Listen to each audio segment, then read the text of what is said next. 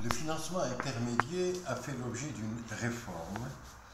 Cette réforme a eu lieu au cours des années 90 et elle s'est caractérisée par deux mesures relatives au financement intermédiaire. Première mesure concernait la déréglementation. Dans ce cadre, on a procédé à un désencadrement du crédit, 2 à une libéralisation des taux d'intérêt, 3 à un assouplissement progressif des emplois obligatoires. La deuxième mesure de cette réforme a concerné le décloisonnement. Décloisonnement entre, d'une part, les banques commerciales et les banques de crédit à moyen et long terme, et un décloisonnement, d'autre part, entre les IFS et l'ensemble du système bancaire. De ce fait, la loi bancaire des années 90 a procédé à une unification du cadre juridique. L'ensemble des institutions financières sont alors assujetties au même texte juridique. De ce fait, il n'y a plus d'institutions financières spécialisées, il n'y a plus de banques commerciales, il n'y a plus de banques de crédit à moyen et long terme.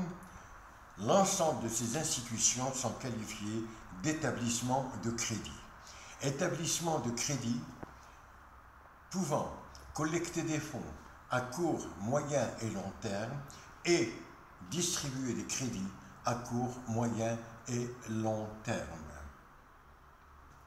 Cela a donc permis, ou plutôt devait permettre, d'accroître les modalités de financement de l'économie, modalités de financement par endettement de l'économie.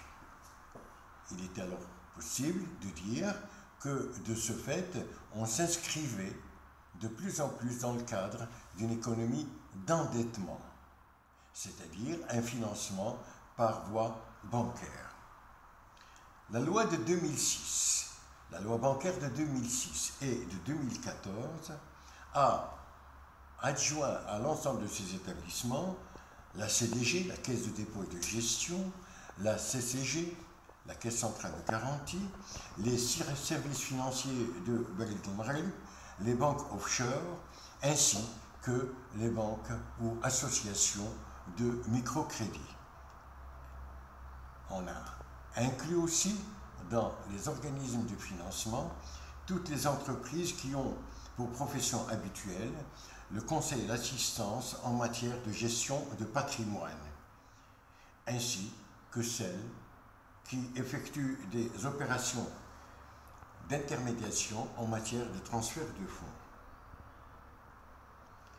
Il est possible de dire, à l'issue de ce premier point, que les modalités de financement de l'économie devaient s'accroître, financement par voie bancaire devait s'accroître, du fait et de la déréglementation, donc le premier D, et du décloisonnement. De ce fait, en principe, le pouvoir de la Banque centrale se réduisait. Le pouvoir exercé par la Banque centrale vis-à-vis de l'ensemble des institutions de financement de l'économie se réduisait. Cependant, si les modalités de financement par voie bancaire se sont accrues, il y a lieu de dire que les conditions d'éligibilité pour bénéficier des crédits demeuraient très strictes. Et de ce fait, les petites et moyennes entreprises ont continué à souffrir de l'insuffisance des moyens de financement. La loi bancaire a par ailleurs cherché à orienter l'économie vers les marchés financiers, et cela dans le cadre d'une réforme de ce marché. Cela nous permet donc de passer au troisième point, ou au troisième D relatif à la désintermédiation et donc au financement direct de l'économie. Le financement direct de l'économie se réalise sur le marché des capitaux. Marché des capitaux qui est constitué en fait d'une part du marché monétaire et d'autre part du marché financier. Nous avons alors précisé le rôle du marché monétaire avant la réforme et mis en évidence le fait que, avant la réforme, n'intervenaient sur ce marché que les agents financiers.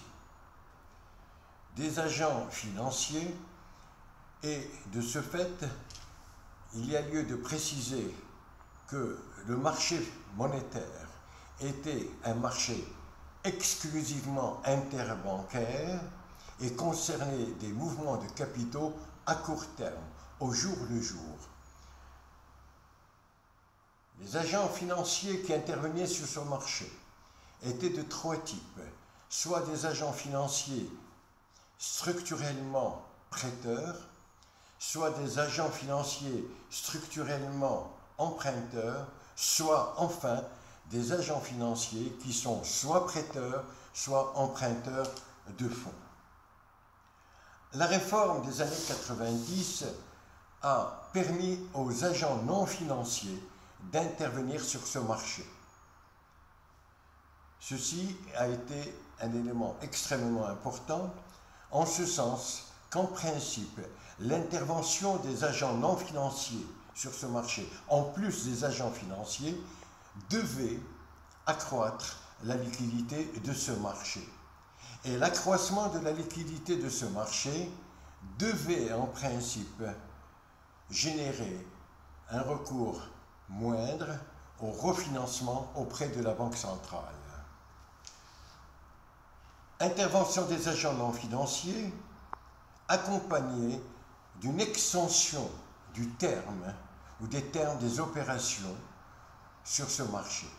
On a ainsi permis la réalisation de mouvements de capitaux à court, moyen et long terme, et cela grâce à l'institution des titres de créances négociables, les TCN.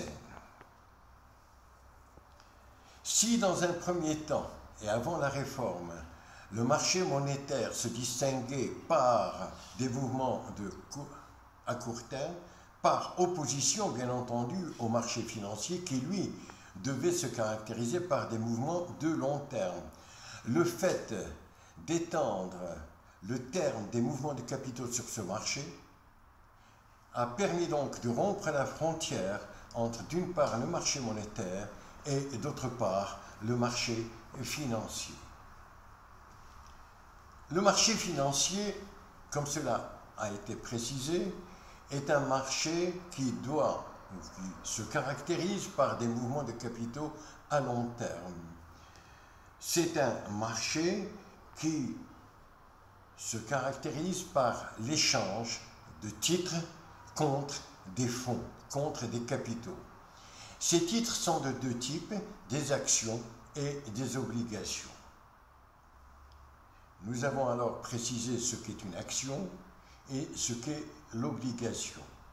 Et avons précisé par la suite que ce marché a fait aussi l'objet d'une restructuration, et une restructuration qui devait permettre de passer progressivement d'une économie d'endettement vers une économie de marché financier. Restructuration caractérisée par trois éléments essentiels. 1. L'animation du marché boursier. 2. La sécurisation des intervenants. 3. La liquidité et la rentabilité des placements. Il est possible de dire que du fait du nombre d'entreprises cotées sur ce marché, celui-ci ne peut assurer un financement adéquat de l'économie, et de ce fait, l'économie marocaine continue à se caractériser par un financement axé en grande partie sur l'endettement. et donc sur le crédit bancaire. Et c'est là l'un des gros soucis du processus du financement de l'économie et de la croissance de notre économie. Les conditions d'octroi du crédit, et ce jusqu'à la mise en place de Intelara, étaient draconiennes parce que régies par les règles prudentielles émises par Banque El Maghrib qui respecte scrupuleusement